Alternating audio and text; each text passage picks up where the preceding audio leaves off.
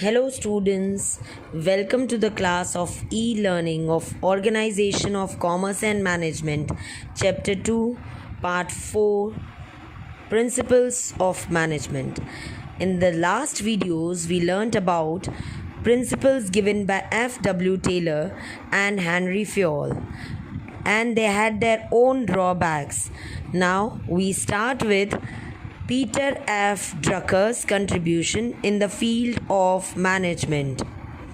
Peter F. Drucker was the follower of F. W. Taylor. He was born in 1909 and died in 2005.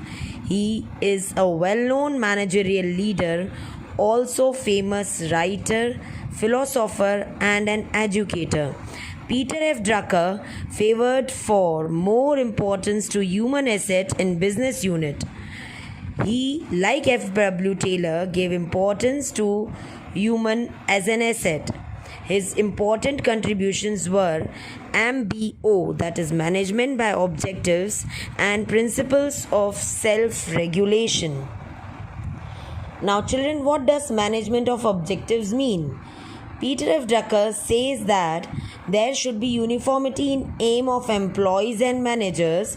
For achievement of this aim, management of objectives is too much effective for or different business formatted units. For all types of business unit, this management by objectives turns out to be very useful. His contribution lies in human resource management, HRM, marketing management, and stress management. That is why Peter F. Drucker is called the father of modern management. Now let's begin with the last topic of the chapter, thoughts of management. Management thoughts, children, are the outcome of researches, studies, experiences in the field of management. We have learnt in this chapter. Every thought represents its unique observation. Many management gurus have represented different principles by different opinions. Hence, so many branches, sub-branches have been developed. It is called thoughts or approaches of management. These thoughts of management are classified herewith: thoughts of classical theory. Thoughts of neoclassical theory has been classified in various branches. One branch is explained here is thoughts of behavior related theory. Lastly, thoughts of modern management. Now, children, let us begin with first, thoughts of classical theory are presented till the end of 19th century. Their main promoters were F. W. Taylor, Max Weber, Henry Gantt, Gilbert, Henry Fayol. Scientific management principles presented by F. W. Taylor also exist into thoughts of classical theory of management even today. Contribution of Henry Fayol in thoughts of classical theory is also significant. Max Weber's contribution into the thoughts of classical theory is also significant. Till the end of 19th century, formats and size started to change due to industrial revolution. As a result, need for changes arose. Due to some limitations of classical theory, that is, importance was only given to financial motivation, as we learnt in Henry Fayol's theory and in F. W. Taylor's theory. Most important thing was to motivate the workers financially, give them more wages so that they keep on working more and more. Their personal health was neglected, and less importance was given to human approach and informal relations. Friendly relations were not treated. The one who works more will get more. Looking at these drawbacks, a new theory came into force, that was neoclassical theory. Elton Mayo was known as the promoter of this theory. This theory emphasizes upon behavior approach and group behavior of management, which was the main drawback of classical theory. Herzberg, Rensis Likert, Maslow, along with Elton Mayo, are said to be the main contributors of this theory. Additions were made to the thoughts of neoclassical theory like informal relations, informal organizations, human behavior, human relations, inspiration, etc. are elements based on thoughts of classical theory. Elton Mayo gave a new birth to behavior-oriented thought. Branches of new classical theory were human relation or human behavior thoughts, social mechanism thought, social arrangement thought. Out of this, human behavior thought has been explained in our textbooks.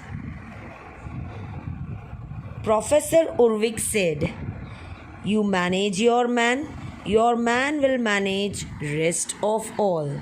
As management is said to be the art of getting work from others, basing that, he said, we have to manage our man, we have to take good care of our man, satisfy them, and finally they will look after whole of our business. Likewise, employee or a person is having an important place in an unit. Since the management is being done by personnel, that is individuals, management study becomes a study of interhuman relations. Main point of management task is of human behavior and human relations. Hence, behavior related thought gives greater importance on job satisfaction and increasing efficiency of employees by using psychological observations. Various concepts are included in behavior related thought. Interhuman relations were given importance, as we learnt. That is, keeping your employees happy, keeping them motivated. Good leadership should be provided to them, qualitative leadership. Information communication process should be good, well set. Disposal of all industrial disputes should be done. Whatever problems rise, that should be disposed of, that should be solved at that moment itself, and keeping science as its base, scientifically listening to both the parties, these disputes should be solved.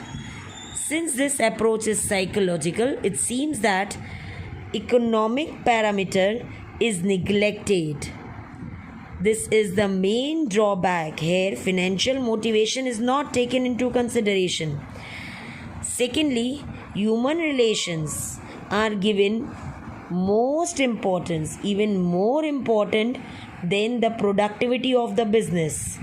That is why productivity is hampered. Some writers logically say that human relations cannot be maintained at the cost of productivity, which is said to be the main limitation of this approach. Next, thoughts of management is thought of modern management. A change was occurred in the format of industry and business units after 1960. As a result, modern management emerged. In this modern management, thought for psychology, social studies, statistics, mathematics, and computer information technology are included. Kuhn O'Donnell, George Terry, Peter F. Drucker, C.K. Prahalad are the main contributors of this theory.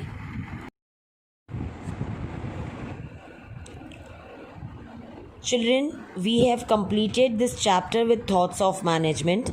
Learn all the topics by heart as they have their own importance from examination point of view. F.W. Taylor's scientific management theory you learn, 14 principles of management, thoughts of management, meet in the next session with a new chapter. कैसे हैं आप लोग? Till then, एक take care, कहानी है जो stay सबको stay safe. सुनानी है, Bye. चलने वालों की तो